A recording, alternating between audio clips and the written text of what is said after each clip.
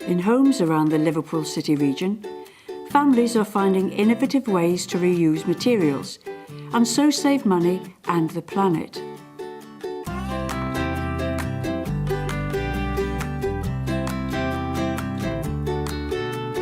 My daughters are both into something called Comic-Con, which is a big convention for people who use science fiction, play games, watch Japanese anime, manga, that kind of thing.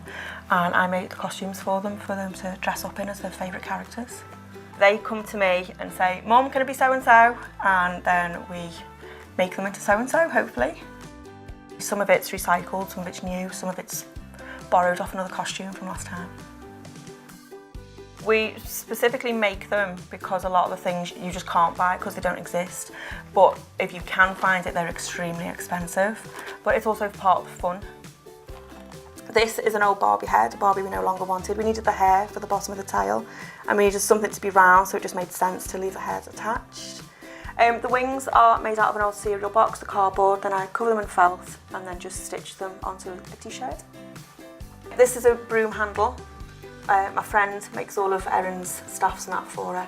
If you were to buy a pair of white gloves like this, they can be quite expensive, but we cheat. We get the medical gloves out of Boots for people with like eczema, so they put the cream on and the gloves on. They're like £1.50 for a pair, and then we just add the little bits of ribbon and lace on to make them look like the characters' gloves. From a very personal level, it's a lot cheaper, so it means you can do a lot more. They can have several outfits instead of just one, and it's obviously better for the environment because otherwise you're just buying more and more stuff, and there's more and more stuff in your cupboards. So if it's already there, or you can get it off somebody else, or in a charity shop and you use it, then it's better for everyone. Within living memory, our parents or grandparents existed with food rationing. Reusing leftovers became one of their key cooking skills.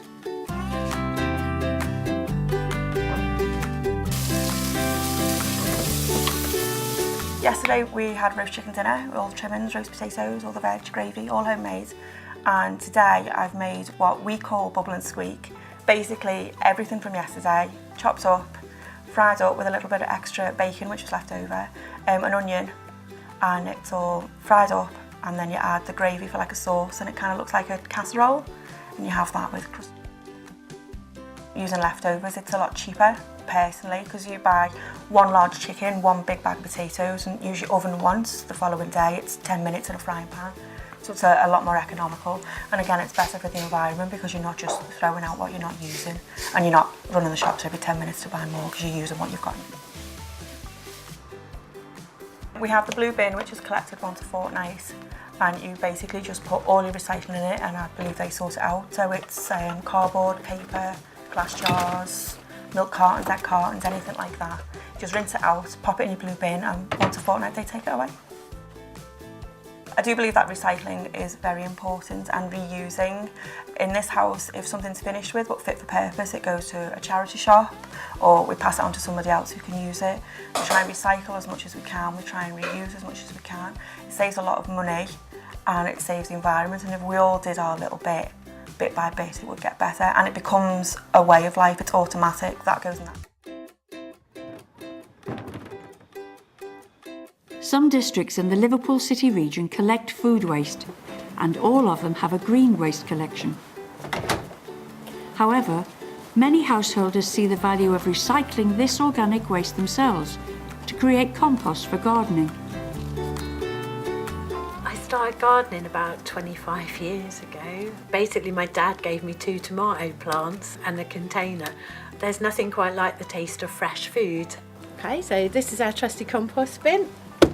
We provide it provides loads of soil for us, for our pots, for growing food in, which we do in our yard. So we take material from the kitchen, so that's kind of veg peelings, coffee grounds, tea bags, mixed with some old newspaper, brown paper, cardboard, things like that, and any kind of dead, dried plants from the garden, as long as it's not diseased. So some nice sort of twiggy stuff.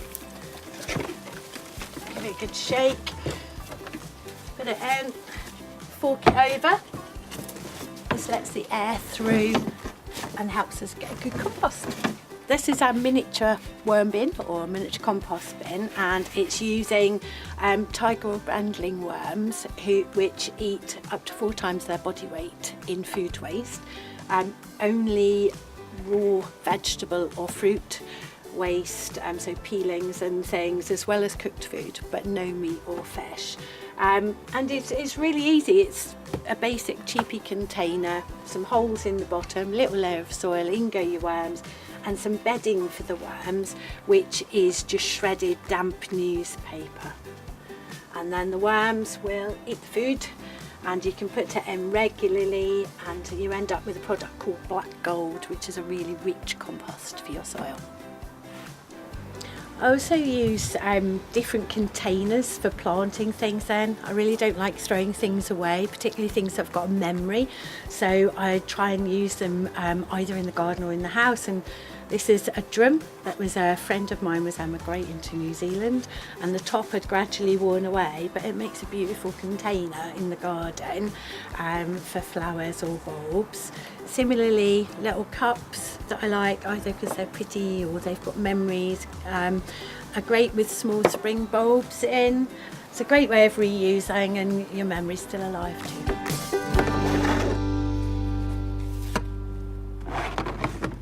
All around the Liverpool City region, we are becoming more and more used to the idea of sorting and saving recyclable materials in our homes.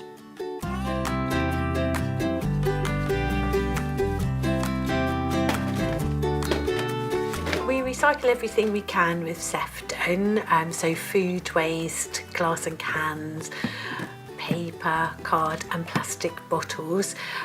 I think it's really important to recycle, but really kind of recycling is the last stage of the process of dealing with stuff you no longer want. For me personally, I think it's better if you can think about what you're buying before you buy it. Reuse as much stuff as possible, either through mending things that are broken or, sewing or whatever, but also kind of being a bit creative with your uses of things.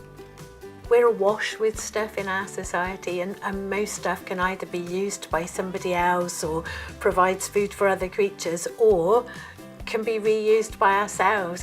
And most of it doesn't take very much time or thought to do that, and it just makes so much more sense than burying it in a hole in the ground.